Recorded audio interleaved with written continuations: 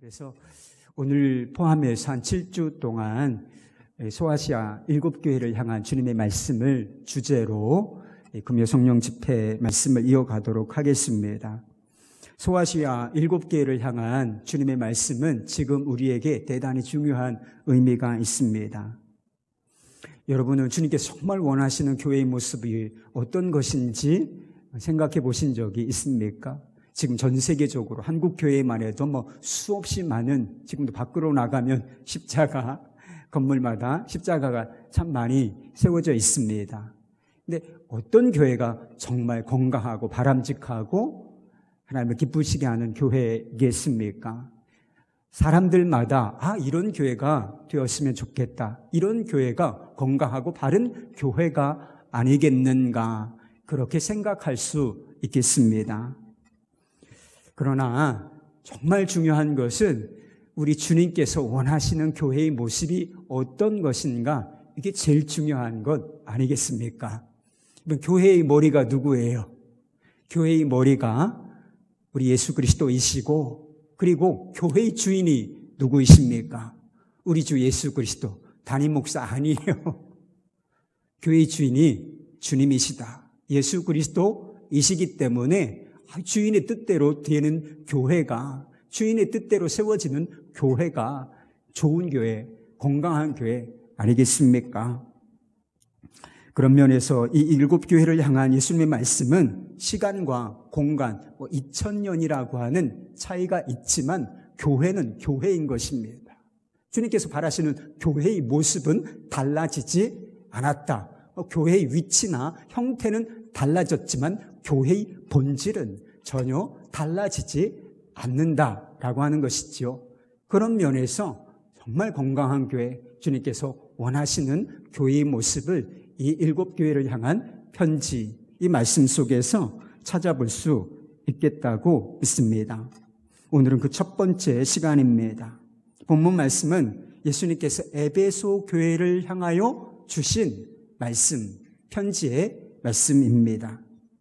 에베소 교회는 사도 바울에 의해서, 사도 바울이 전도를 해서 교회 그룹이, 교회가 세워진 그런 교회였습니다. 13개의 바울 서신이 있는데 그 중에 뭐가 있어요? 에베소서가 있죠. 이 에베소서가 바로 이 에베소 교회 성도들에게 쓰여진 편지였습니다. 우리 주변에서 우리 주 안에 있는 교회를 어떻게 평가하는지 잘 모르겠습니다.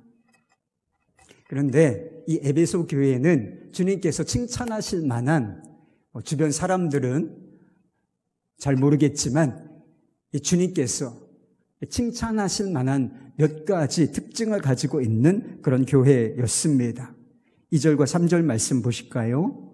내가 내 행위와 수고와 인내를 알고 또 악한 자들을 용납하지 아니한 것과 자칭 사도라 하되 아닌 자들을 시험하여 그것에 그의 거짓된 것을 내가 드러낸 것과 또 내가 참고 내 이름을 위하여 견디고 게으르지 아니한 것을 아노라. 이 말씀을 찬찬히 뜯어보면 우리 주님께서 이 에베소 교회를 향하여 칭찬하신 것 3가지가, 칭찬할 만한 것 3가지가 이 교회에 있었다라고 하는 것을 알게 됩니다. 첫 번째는 이 에베소 교회는 예수님을 위하여 수고하는 그런 교회였다고 말씀하고 계십니다. 에베소 교회는 부지런하고 활동적인 교회였던 것 같습니다. 지금도 그런 교회들이 있죠. 연약한 자들을 돌아보고, 그리고 우리 노인들을 섬기며 교회에서 활동적인 봉사를 하는 모습을 상상해 볼 수 있을 것입니다. 그러니까 주님을 위해서 무엇인가 열심히 섬기고 애쓰고 수고하는 그런 교회였다, 이렇게 주님께서 인정해 주신 것이었습니다. 두 번째로 에베소 교회는 복음을 위해서 인내하는 교회였습니다.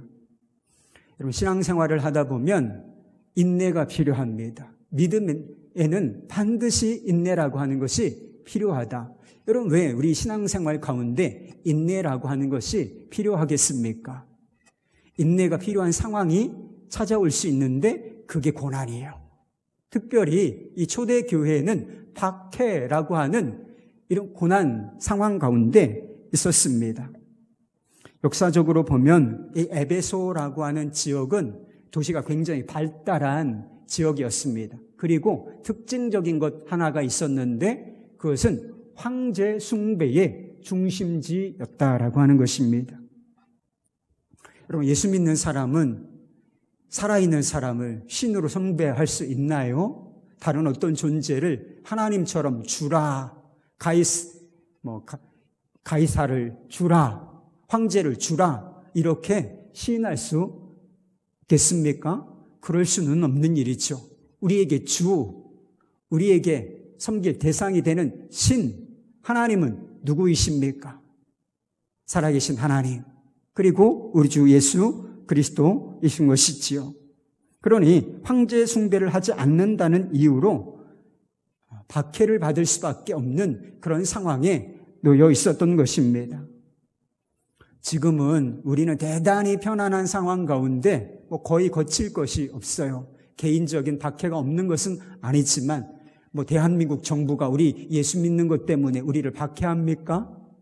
요즘에 동성애 문제로 우리가 박해를 받게 됐다 이렇게 해석하는 분들도 있지만 막 물리력으로 감옥에 가두고 또는 채찍으로 때리고 이런 일은 일어나지 않지 않습니까? 그래서 종교의 자유가 보장된 그런 상황 속에서 우리가 자유롭게 예수를 믿고 있습니다. 그러나 이 당시에 예수를 믿으려면 대단히 많은 희생을 감수해야만 하는, 고난을 감수해야만 하는 그런 상황이었다는 것입니다. 사회적으로 매장당하는 것을, 따돌림, 왕따당하는 것을 각오해야만 했습니다. 그리고 경제적으로 불이익당하는 것은 물론이고 신체적으로 학대를 받을 수 있는 그런 상황에 직면해 있었다라고 하는 것이지요. 그러나 이 에베소 교회의 성도들은 그것을 기꺼이 감수해 냈다는 것이죠. 믿음은 포기할 수 없다. 천국은 포기할 수 없다. 이 믿음으로 박해를 견뎌냈다는 거예요. 인내로 견뎌냈다. 크고 너희들 잘했다. 이렇게 칭찬을 받은 것입니다. 세 번째로 에베소 교회는 진리를 수호하는 교회였습니다. 지금도 그렇지만 제가 인터넷에 이렇게 뭐가 필요해서 그 신앙적인 단어 있잖아요. 기독교적인 용어를 이렇게 검색어를 포털에서 올리면 대개 어디서 필요한 자료들이 나오는지 아세요? 이단에서 나와. 신천지, 하나님의 교회, 이런 데서 자료가 얼마나, 그래서 성도들이 인터넷에서 무엇인가 좋은 글귀 또는 궁금한 것 검색했다가 이것에 상당히 미혹을 받겠다 하는 생각을 가졌어요. 그래서 이게 돌아다니는 이단도 문제지만 이 인터넷에서 잘못된 정보, 이단들에서 퍼뜨리는 이 정보가 대단히 문제구나라고 하는 생각을 갖게 되었습니다. 그래서 이번 주에 기도 제목에 넣었어요. 인터넷에서 이단들이 배포하는 이 자료에 대한 분별력을 주시고 그리고 미혹되지 않게 하여 주십시오. 그런데 이 당시에도 이단이 아주 교회가 막 이렇게 진짜 교회죠. 주님의 교회가 막 이렇게 세워질 때 진짜에는 항상 좋은 것에는 뭐가 따른다? 유사품이 따르게 돼 있어요. 짝퉁이 있기 마련입니다. 여러분, 대충 만든 물건에는 짝퉁이 없어요. 뭐에 짝퉁이 있다? 구찌, 프라다, 이런 것에 짝퉁이 붙는 거예요. 그죠? 명품에. 기독교가 명품 아니겠습니까? 이 복음의 진리, 이 생명의 진리. 그런데 이것을 흉내내는 유사품들이, 유사종교, 이단들이 많았는데 그 중에도 니골라당, 영지주의의 한 분파라고 여겨지는 니골라당의 유혹이 대단히 심했습니다. 그리고 여러 초대 교회들이 영향을 받았는데 이 소아시아 7교회들 중에서도 이 니골라당의 미혹을 받아서 교회를 내준 거예요.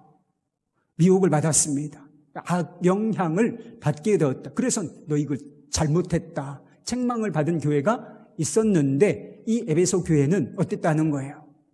니골라당이 교회 안으로 들어와서 뭔가 거짓 가르침을 설파였을 때 그것이 진짜이냐, 복음의 진리와 일치하느냐 시험하였다는 것입니다.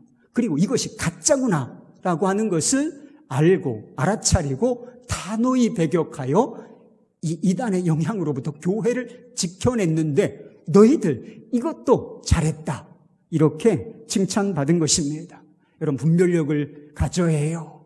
이단에 막 넘어가면 책망받습니다. 영혼을 팔아넘기고 교회를 무너뜨리는 그런 일들이 일어나기 때문에 여러분, 진리를 알아야 하는 것입니다. 그것이 우리가 칭찬받을 수 있는 한 가지 길이라는 사실을 이 에베소 교회가 보여주는 것이지요. 그러니까 이 에베소 교회는 복음에 대한 바른 지식, 진리에 대한 바른 지식을 가지고 있었기 때문에 이 니골라당이 가르치는 이 가르침이 위선이다, 거짓이다, 가짜야 이렇게 잘 분별하고 교회를 지켜낼 수 있었던 것입니다. 예수님을 위하여 수고하고 복음을 위하여 인내하며 진리를 수호해내는 것, 이 정도면 대단히 훌륭한 교회 아니겠습니까? 이 이상으로 무엇이 더 필요하다고 말할 수 있겠습니까? 그런데요, 예수님께서는 이렇게 먼저 칭찬해 주셨지만 책망할 것이 딱 한 가지가 있다. 칭찬은 몇 개 받았어요? 3가지를 받았지만 책망은 한 가지 책망할 것이 있다라고 말씀하셨지만 이 한 가지 책망이 사실 칭찬할 만한 모든 것을 덮어버리는 이런 상황이 되어버린 것이 아닌가 싶습니다. 4절 말씀에 보면 주님께서는 에베소 교회를 향하여 그 사자를 향하여 이렇게 책망하십니다. 그러나 너를 책망할 것이 있나니 너희 처음 사랑을 버렸느니라. 첫사랑이라고 하는 것이 있죠. 처음 믿을 때 그 뜨거웠던 마음, 뜨거웠던 감격, 사랑, 이것이 있는데 그거 너희들이 잃어버렸다라고 책망하시는 것입니다. 누구를 향한 사랑이 식었다는 것인가? 이게 주님을 향한 사랑이 식었다는 것인가? 아니면 성도들끼리, 아니면 다른 사람, 이웃을 향한 사랑이 식었다는 것인가? 이 말씀으로는 정확하게 알아차리기가 어렵습니다. 그런데요, 사랑의 원리를 생각하면 어려운 일도 아니에요. 여러분, 하나님 사랑과 이웃 사랑은 동전의 양면과 같은 것입니다. 따로 떼어서 생각할 수가 없어요. 그렇지만 항상 우선순위는 어디에 있다? 하나님을 사랑하는 것에 있는 것입니다. 하나님을 사랑하는 것이 첫째 계명이고 또한 그와 같으니 이웃을 내 몸과 같이 사랑하는 것이다. 이렇게 말씀하셨잖아요. 가장 먼저 나오는 것이 무엇입니까? 하나님을 향한 사랑이라는 것이죠. 근데 어떤 사람이 하나님을 뜨겁게 사랑하는데 형제들은 또 다른 사람들은 사랑하지 않아. 그런 사랑은 식어버렸어. 여러분, 이런 일이 가능하다고 생각하십니까? 그런 일은 있을 수가 없어요. 우리가 서로 사랑하지 못하는 것은 주님을 사랑하지 않기 때문인 것입니다. 그래서 이들이 1차적으로 잃어버린 것은 주 예수 그리스도를 향한 사랑을 잃은 것입니다. 그랬으니까 다른 형제들, 교회 안에서의 성도들과 또는 이웃에 대한 사랑도 약화되실 것은 분명한 일이 아니겠나 싶습니다. 에베소 교회는 한때는, 이게 참 서글픈 단어예요. 한때는, 예전에는, 나도 한때는, 나도 왕년에는, 그렇죠 여러분? 한때는 주님을 뜨겁게 사랑하는 교회였다는 것을 알 수가 있어요. 사도 바울이 에베소서를 썼다고 했죠. 그래서 에베소 교회 성도들을 향하여 이렇게 축복했던 적이 있습니다. 에베소서 6장 24절 말씀이에요. 우리 주 예수 예수 그리스도를 변함없이 사랑하는 모든 자에게 은혜가 있을지어다. 근데 사도 바울이 에베소서를 기록할 당시만 해도 사도 바울이 느끼기에 이 에베소 교회 성도들은 어떤 상태에 있었다는 것입니까? 변함없이 하나님을, 주님을 사랑하는 상태에 있었다라고 하는 것을 이 축복 기도가 보여주고 있는 것이지요. 그러나 그로부터 딱 30년, 요 시간이 한 30년 정도 돼요. 딱 30년 만에 어떤 상황이 벌어지고 만 것이었을까요? 사랑으로 충만했던 교회는 이제 그 사랑을 잃어버렸다. 너희들이 사랑에 있어서 너무나 메말라 있다 라고 하는 책망을 듣고 있는 것입니다. 사랑하는 여러분, 이것이 바로 우리 자신의 모습은 아닙니까? 한때 하나님을 뜨겁게 사랑했던 나였는데, 우리였는데 어느새 하나님을 향한 사랑이 시간이 지나면서 차갑게 냉랭하게 식어버린 모습으로 신앙생활을 하고 있지 않는가 말입니다. 예수님을 위하여 수고하고 복음을 위하여 인내하며 교리적으로 바른 지식을 가지고 있는 것, 여러분 다 중요한 것입니다. 그러나 이것이 아무리 중요하다 할지라도 주님을 사랑하는 것만큼, 사랑만큼은 중요하지 않습니다. 여러분 기독교의 가치가 여러 가지가 있죠. 중요한 가치, 우리가 붙들 중요한 가치가 있는데 하나님께서 가장 중요한 가치가 무엇이냐, 우리가 붙들 가장 중요한 가치가 무엇이냐, 이거 정해주셨습니다. 그게 뭐예요? 그런즉 믿음, 소망, 사랑, 이 세 가지는 항상 있을 것인데 그 중에 제일은 뭐라? 사랑이라 말씀하셨습니다. 여러분 사랑보다 중요한 것은 아무것도 없는 것입니다. 그런데 얼마나 많은 신앙인들이 가장 중요한 가치인 이 사랑 다 있는 것처럼 보여요. 이것도 있고 저것도 있고 갖춘 것이 많은 것처럼 보이지만 사랑을 잃어버린 채 살아가고 있는 사람들이 얼마나 많은지 모릅니다. 사랑은 없어도 되는 것인가? 이것저것 다 있고 신앙의 연륜도 있으면 우리가 경험도 있잖아요. 신앙생활 짬밥이라는 것이 있죠. 그래서 교회에서 행사하면 이런 식으로 진행이 되겠구나. 기도도 시키면 청산유수로 잘할 수 있고, 여러분 그렇죠. 그런데요, 직분이 뭐다, 또 교회에서 어떤 일을 한다, 이런 것들은 다 갖추고 있을지 모르지만 사랑이 없으면 대단히 위기인 것입니다. 사랑이 없는 신앙생활이 얼마나 무서운 것인지 우리가 깨달아야 한다는 것입니다. 우리의 삶에 우리의 영적인 상태에 문제가 많을 수 있지만 그 밑바탕에는 다 뭐가 자리 잡고 있는가? 사랑 없음, 주님을 향한 사랑 없음, 이게 어떤 식으로든지 다 그 문제와 연결되어 있다는 사실을 결코 잊으시면 안 되는 것입니다. 여러분의 신앙생활에는 기쁨이 있으십니까? 감격이 있으십니까? 저는 기쁨을 막 감정적인, 말초적인 것이라고 말씀드리고 싶지 않습니다. 기독교의 기쁨은 꼭 그런 것을 의미하는 것은 아니에요. 우리가 피트니스를 쫙 하고서 땀을 흘리고 샤워를 딱 하면 개운하고 또 기쁘기도 하고 그렇지 않습니까? 또 친구를 만나서 대화하는 그런 교제하는 기쁨이 있지 않습니까? 이런 정도가 아니라 기독교의 기쁨은 대단히 깊은 거예요. 의미 있는 것입니다. 그런데 우리의 삶에 어떤 형식으로든지 우리의 기쁨이 있는가 말입니다. 빙점의 저자인 미우라 아야코를 아시지요? 그가 자신의 결혼 생활에 대해서 이런 이야기를 쓴 적이 있습니다. 알콩달콩 얼마나 부부가 행복하게 사는지를 보여주고 싶었던 것 같아요. 부부 이야기에 이런 대목이 있습니다. 나는 가정생활에서 좀 칠칠치 못한 면이 있다.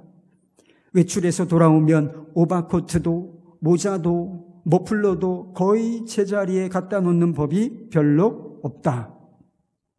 코트를 어디에 놓았는지도 잊은 채 난 계단을 뛰어 올라간다. 조금이라도 남편을 빨리 보고 싶어서이다. 이런 아내가 있어요. 여러분, 이 글에서 설렘, 기대 이런 것을 느낄 수가 있죠. 부부 생활에 대해서, 가정 생활에 대해서 이야기한 것이지만 밖에 나가서 집을 거의 달려 들어가는 거예요. 달려 들어가. 기대, 설렘 이런 것들을 이 글 속에서 저는 느낄 수가 있었습니다. 왜 이 글에 그런 기대나 설렘 이런 것이 느껴졌을까요? 이 바탕에 사랑이 있기 때문에 그래요. 이 부부간의 사랑, 남편을 향한 사랑이 있기 때문인 것입니다. 여러분, 신앙생활도 똑같아요.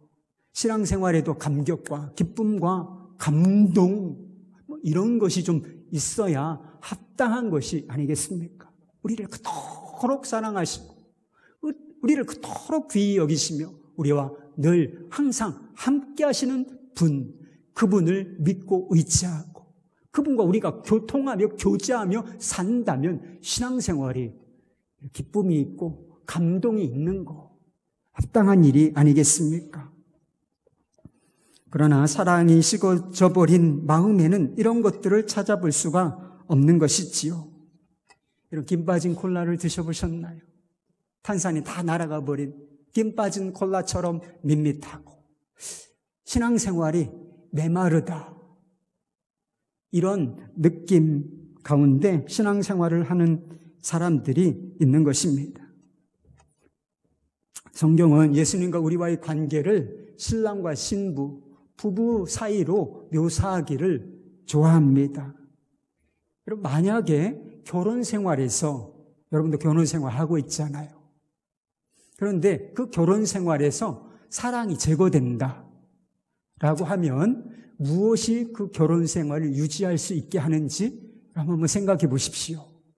남편으로서의 의무, 책임감, 아내로서의 의무, 책임감, 이것만 남지 않겠어요?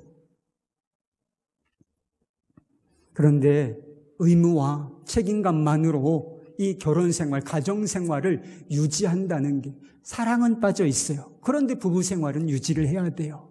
그러니까 어쩔 수 없이 의무감으로, 책임감으로 그 관계를 유지한다라고 한번 생각해 보십시오. 곤혹스럽지 않을까요? 힘들지 않겠습니까? 가정생활이? 그런데 신앙생활도 꼭 그렇다는 것입니다.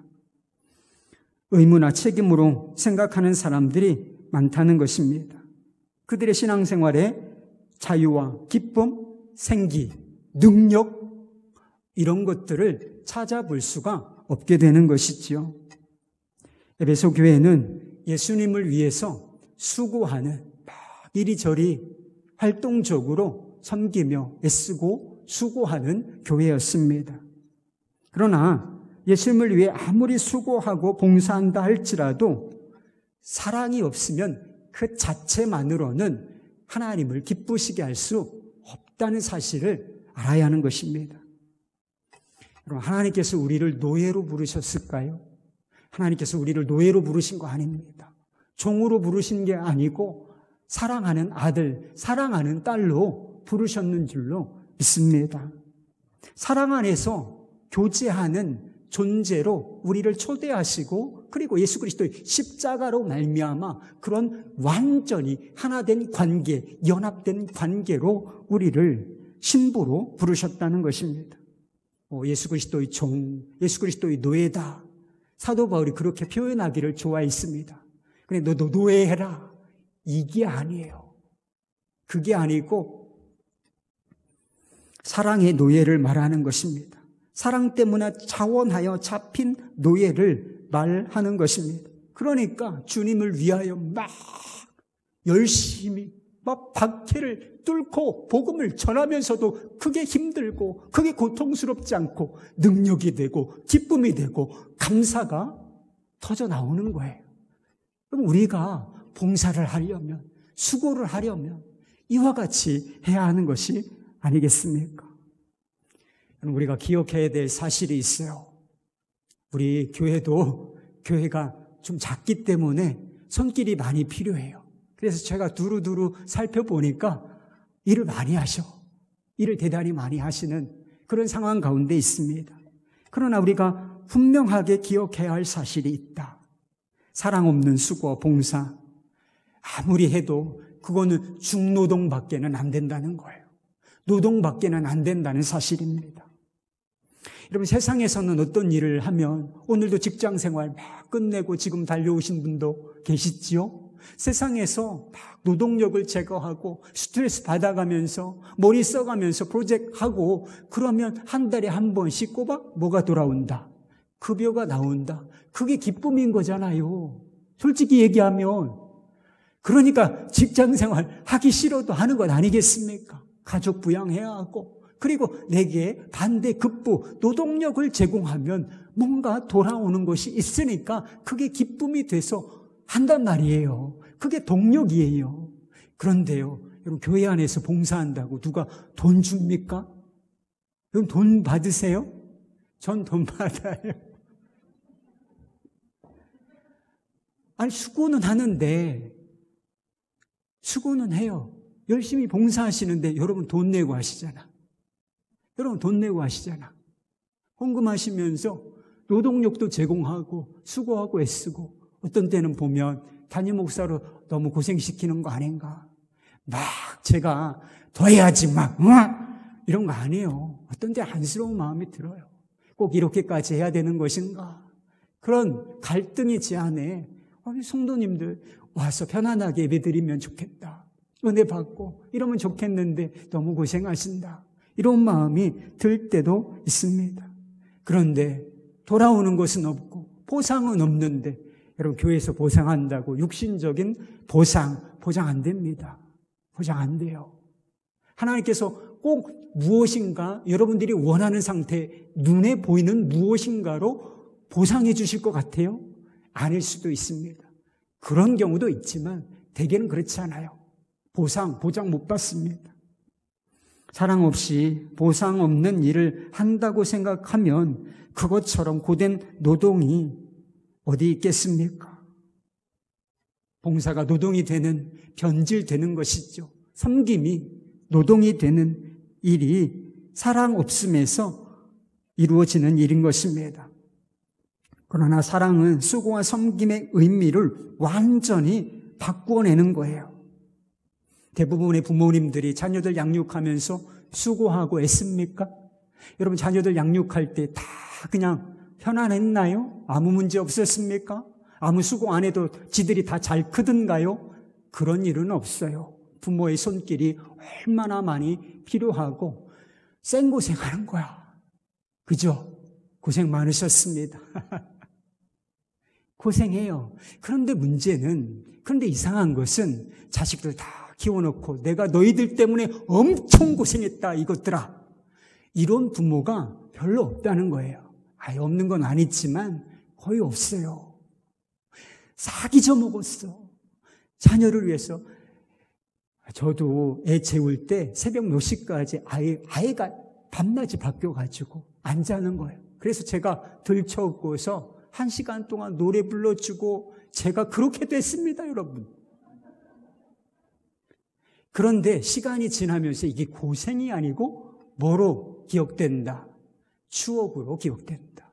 여러분, 왜 분명히 고생한 건데, 수고한 건데 그게 고생으로, 수고로 여겨지지 않고 기쁨, 그리고 아름다운 추억, 행복으로 그때가 좋았지.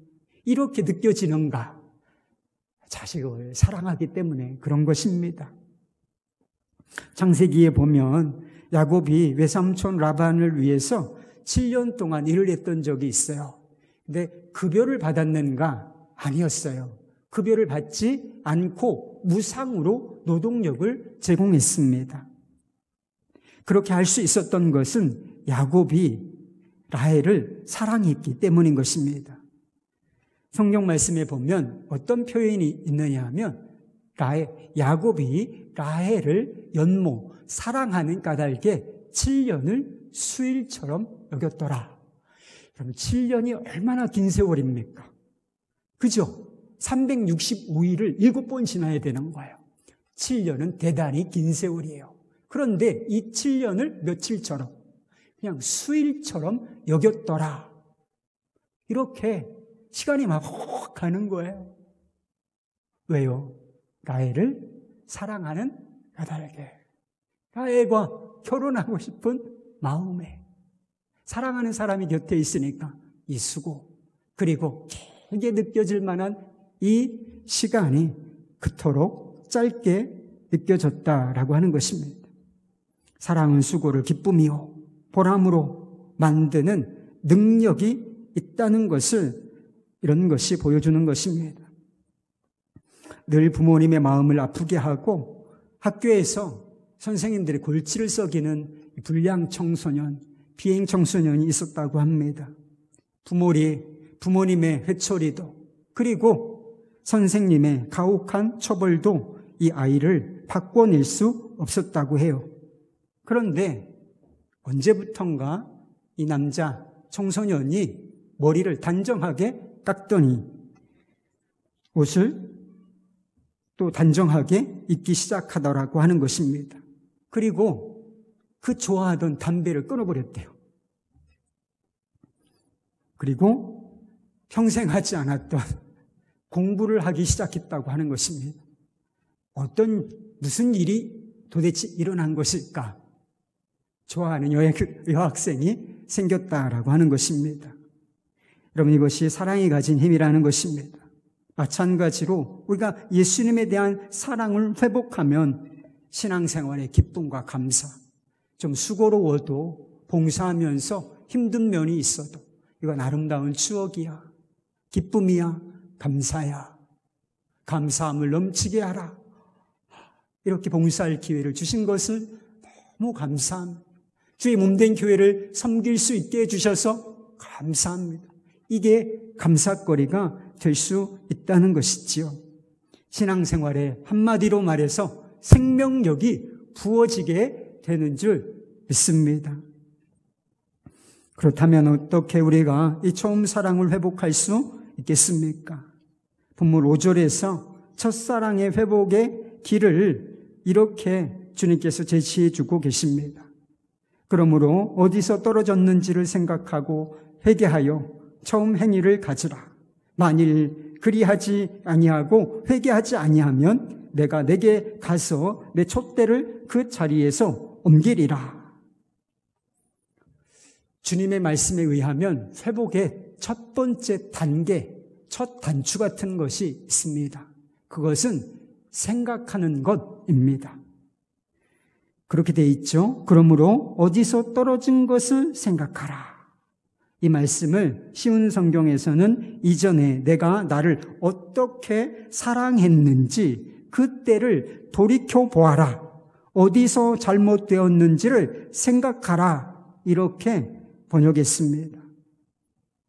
지금은 하나님을 향한 이 충만한 사랑을 잃어버리고 아주 밋밋하고 김 빠진 콜라처럼 이렇게 신앙생활을 하고 있지만 처음부터 그랬던 것 아니라고 했습니다. 정말 하나님을 충만하게 사랑했던 적이 있었다라고 하는 것이지요. 여러분, 이방원의 하여가를 아십니까? 기억하세요? 이렇습니다.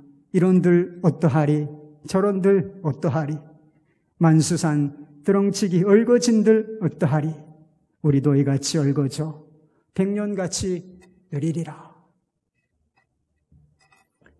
신앙생활, 이런들 어떠하리, 저런들 어떠하리, 다 좋은 것 아니겠나, 이런 마음으로 혹시 신앙생활 하고 계시지 않습니까? 그런데 우리도 언젠가 개인마다 수준 차이는 있습니다. 개인마다 수준 차이는 있지만 모든 사람이 정말 주님을 왕으로, 구세주로 영접하였다면 뜨거웠었던 때가, 감격이 있었던 때가 있기 마련인 것입니다. 정몽주처럼 단심가를 불렀을 때가 있지 않았겠습니까? 이 몸이 죽고 주고 100번 고쳐주고 백골이 진토되어 녹시라도 있고 없고 임향한 일편단심이야 가실 줄이 있으리야. 여러분 생각해 보십시오. 여러분 안에도 구원의 기쁨과 감격이 충만했던 때가 있지 않습니까?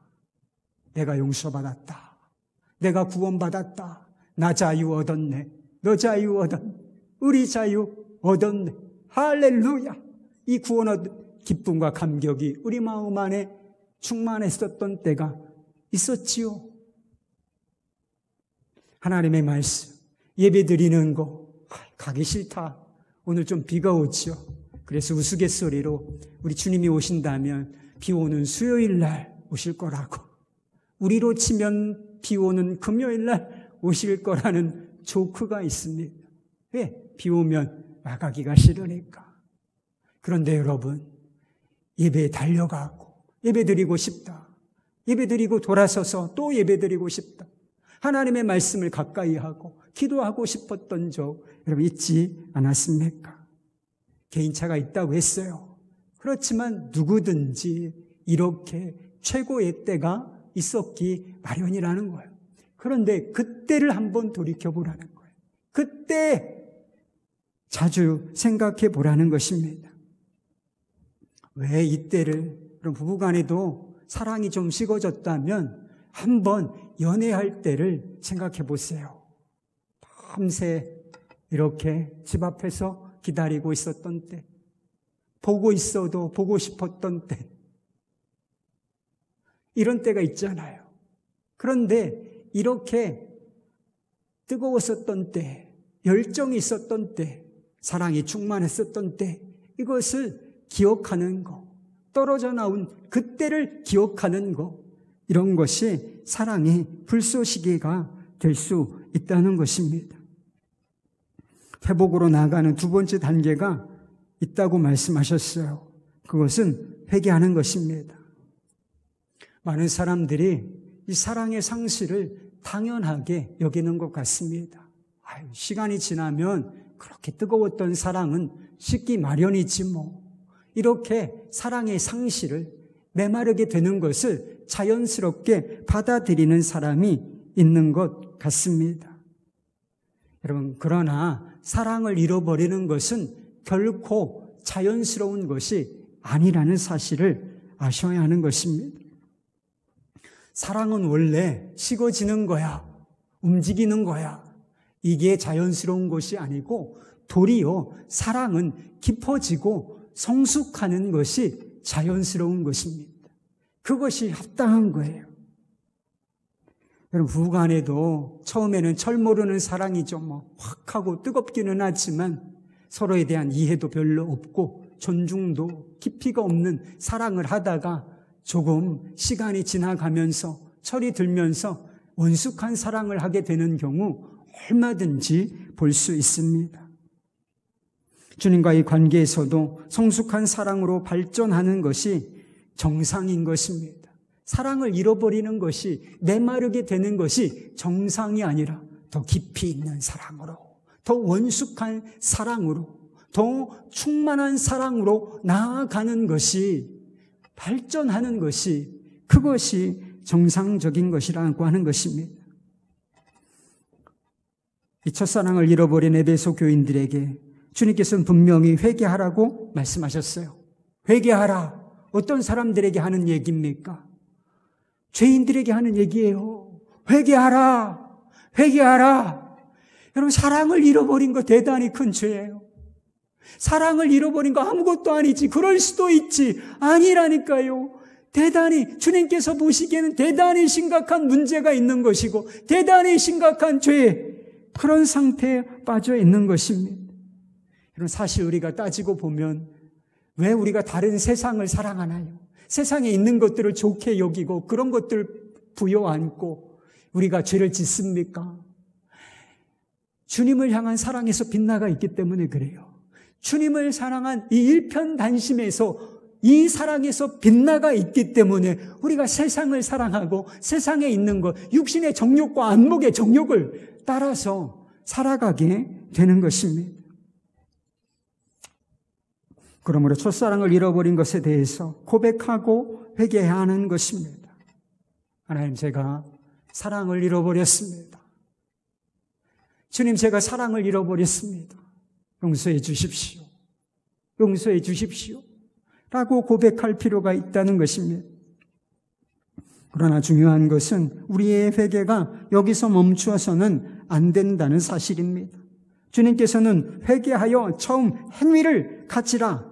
회개하여 처음 행위를 가지라. 이렇게 말씀하셨습니다. 그러니까 회개라고 하는 것이, 사랑이라고 하는 것이 단순히 감정에 속한 것만은 아니라고 하는 것을 보여주는 말씀인 것입니다. 이런 회개, 그리고 사랑, 이것이 무엇을 포함하는 것인가?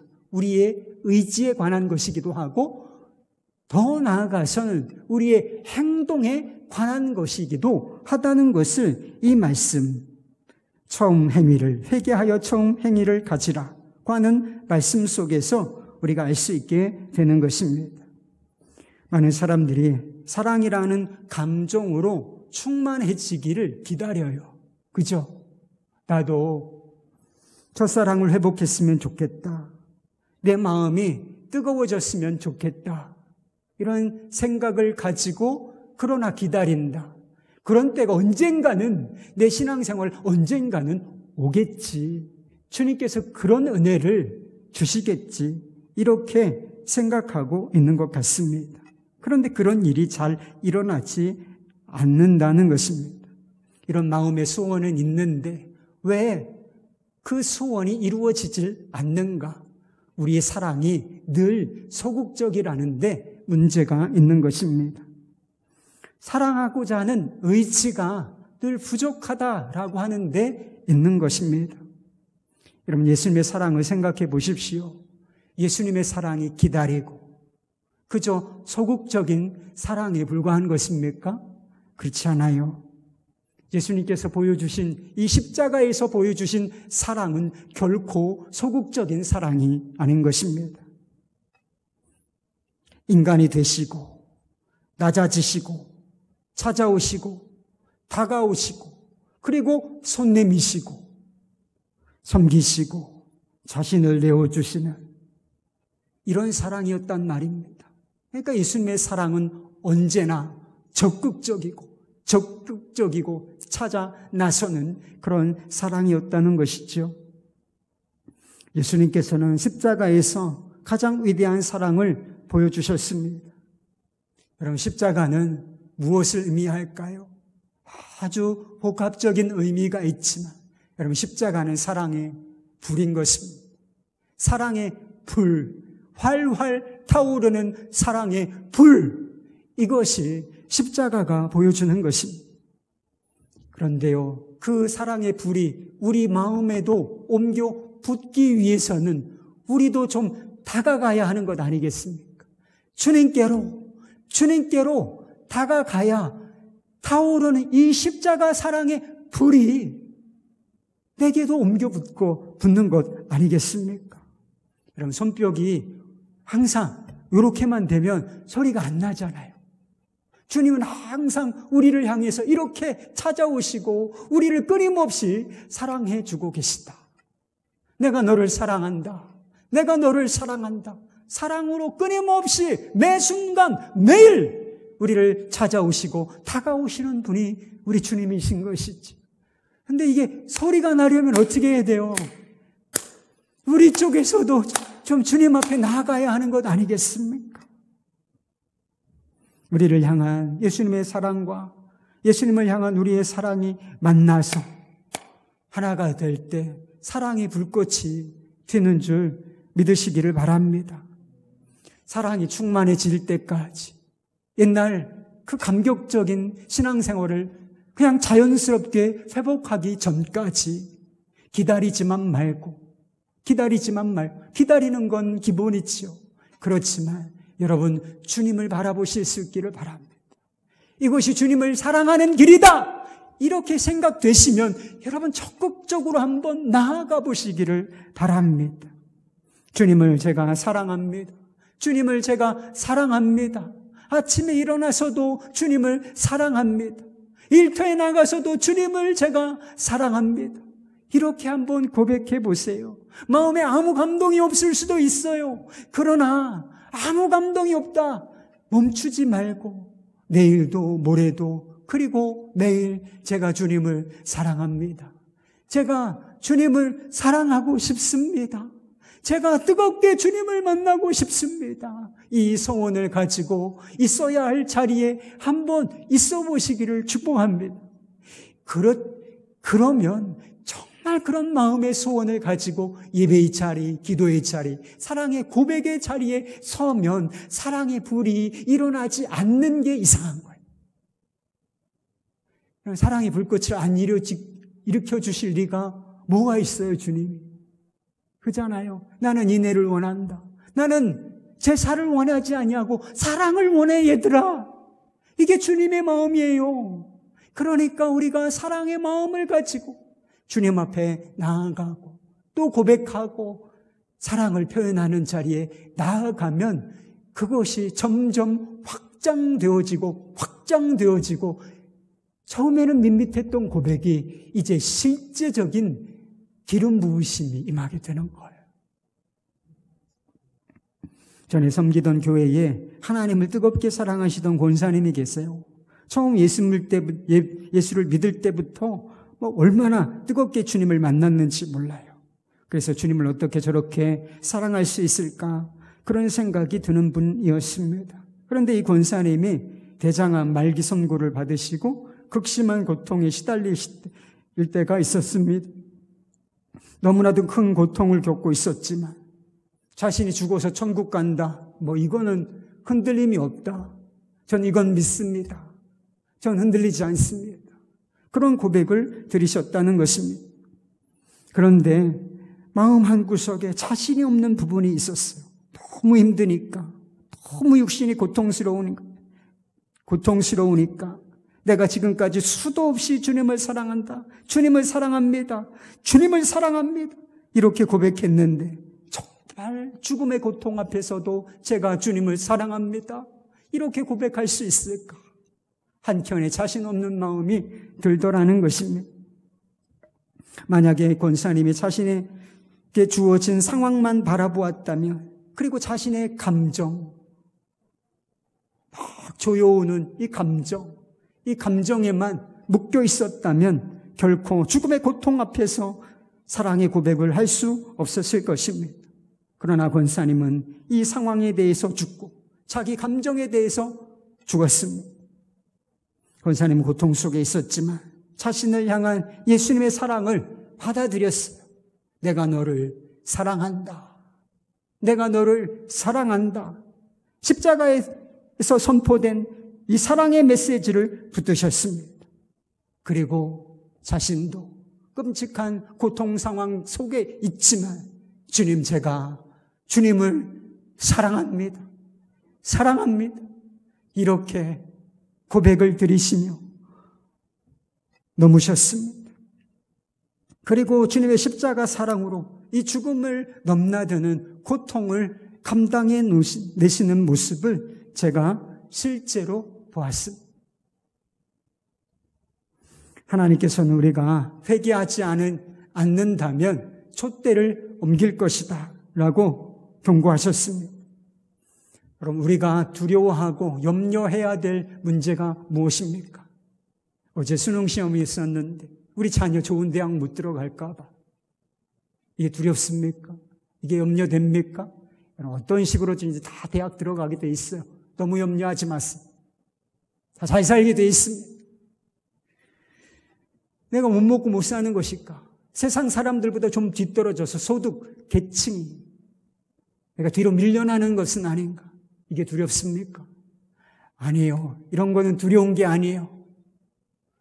이건 두려운 게 아니고 정말 두려운 것은 촛대가 옮겨지는 것입니다. 주님의 교회가 생명력을 잃어버리고 유적지처럼 돼버리는 것. 우리의 신앙이 화석처럼 되어버리는 것. 여러분, 이것이 정말 두려운 일인 것입니다.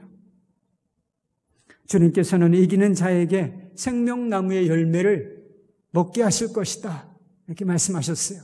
생명나무 열매, 다른 무엇을 얘기하는 것이 아니라 구원과 영생을 의미하는 것입니다. 여러분, 천국은 누가 갑니까? 여러분, 천국을 누가 가요? 천국은 주님을 사랑하는 사람들이 가는 것입니다. 마음속에 주님을 사랑하고 주님과 사랑의 교제를 나누다가 주님께서 정말 충만하여 실제로 임재하시는 그 천국에서 완전한 사랑의 연합을 이루는 곳, 그곳이 바로 천국이 아니겠습니까? 여러분, 생각해 보세요. 여러분, 천국으로 가고 있습니까? 여러분의 마음이 여러분을 이끄는 곳, 그것이 바로 천국인가요? 하나님께서는 우리 마음에 사랑의 불이 붙기를 원하십니다. 우리 마음이 주님을 향한 사랑으로 충만하게 회복될 때 우리의 삶의 목적은 회복될 것이고 우리의 신앙생활에는 생기와 생명력 그리고 능력이 임하게 될 줄로 믿습니다. 여러분, 예수를 믿을 거면 이렇게 믿으십시다. 밋밋하게 아무 의미도 건조하게 믿지만 뜨겁게 주님을 사랑하며 생명력 있고 무엇을 하든지 기쁨과 감사로 능력으로 해내는 우리 모두가 되시기를 우리 주 예수 그리스도의 이름으로 축원합니다.